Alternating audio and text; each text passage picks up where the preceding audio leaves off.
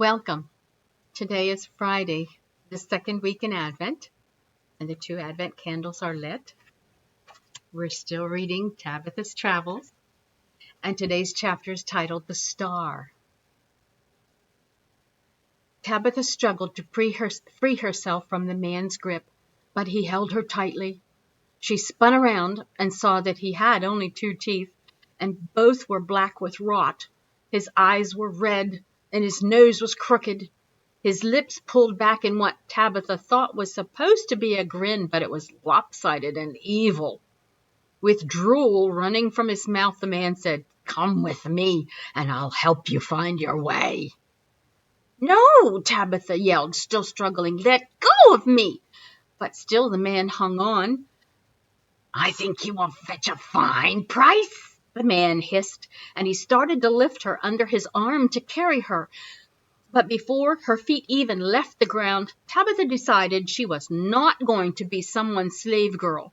With all her strength, she swung the pot in her hand and hit the man square in the head. The pot shattered, the man screamed, and Tabitha broke free.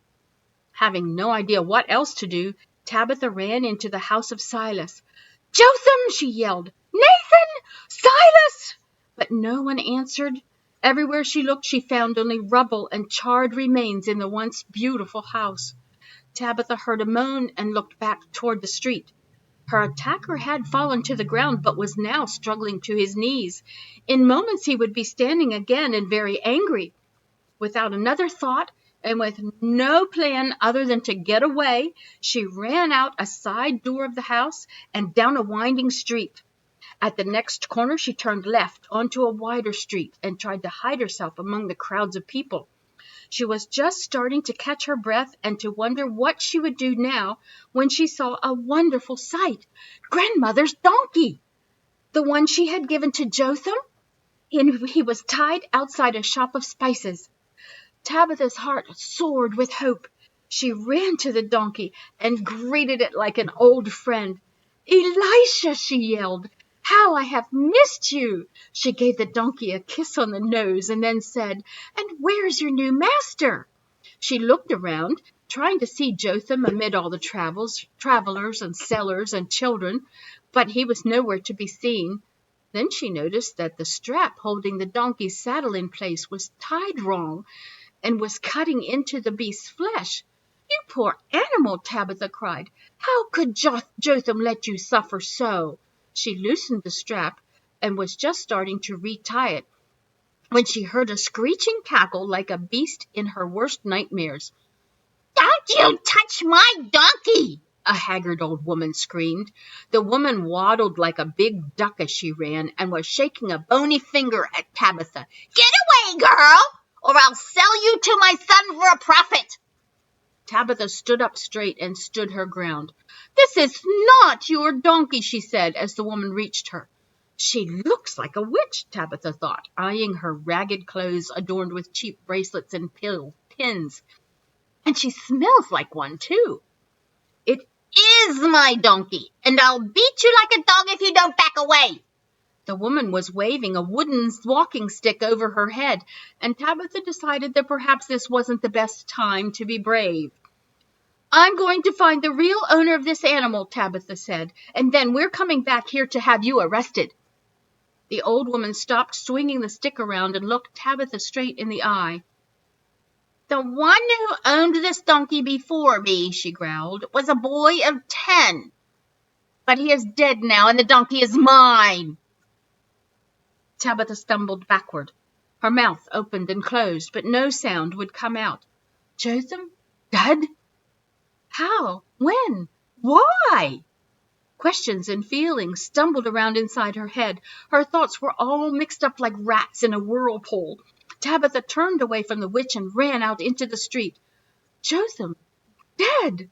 She kept thinking, what would she do now? Tabitha wandered through the streets, not even noticing the colorful people and strange wares.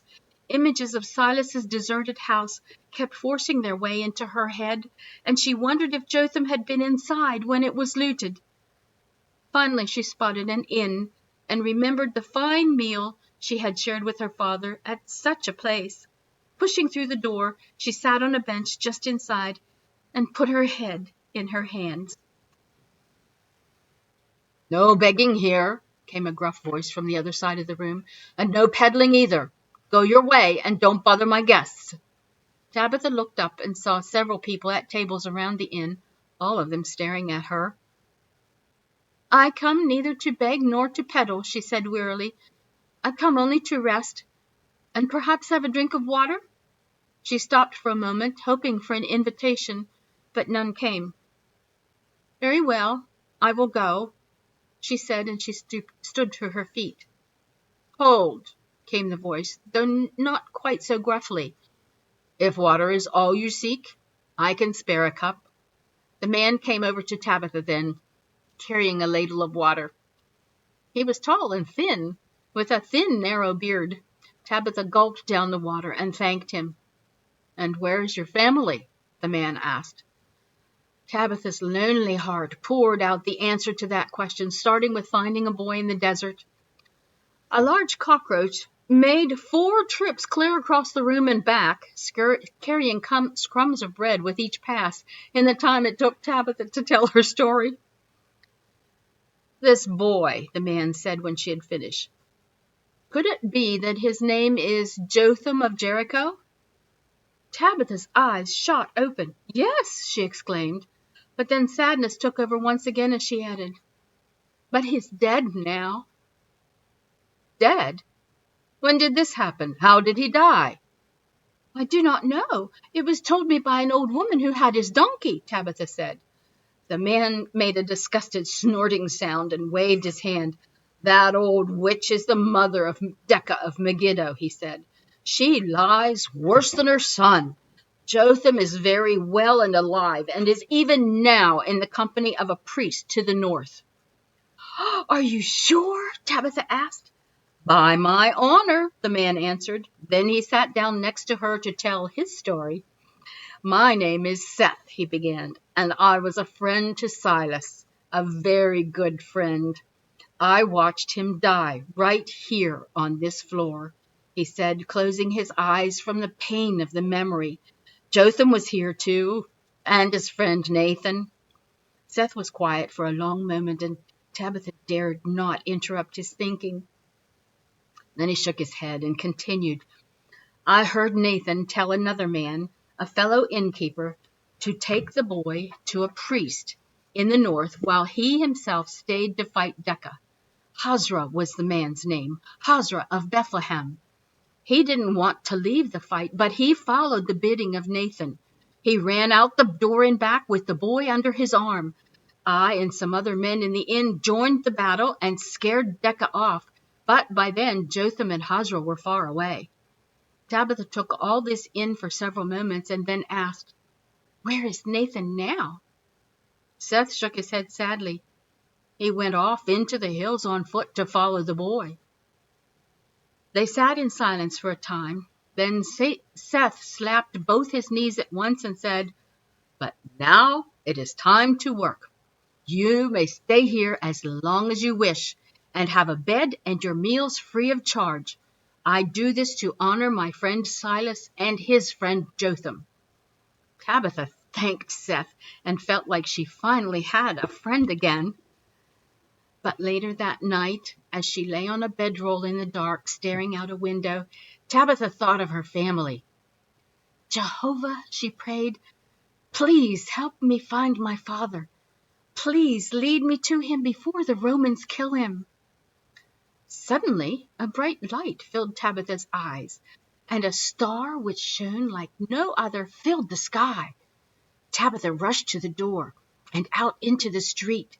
She stared into the sky, taking in the wondrous sight, until at last the thought of a thing she must do had fully arrived in her head.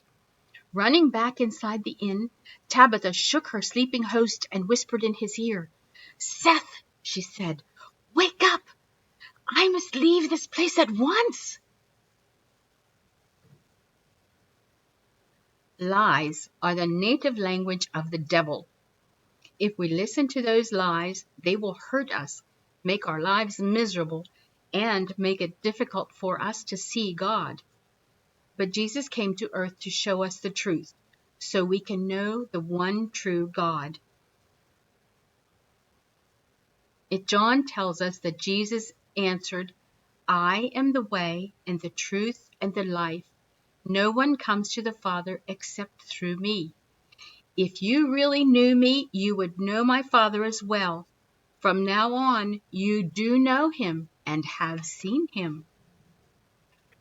You may think Christmas is just about Jesus' birth, but it is much more than that.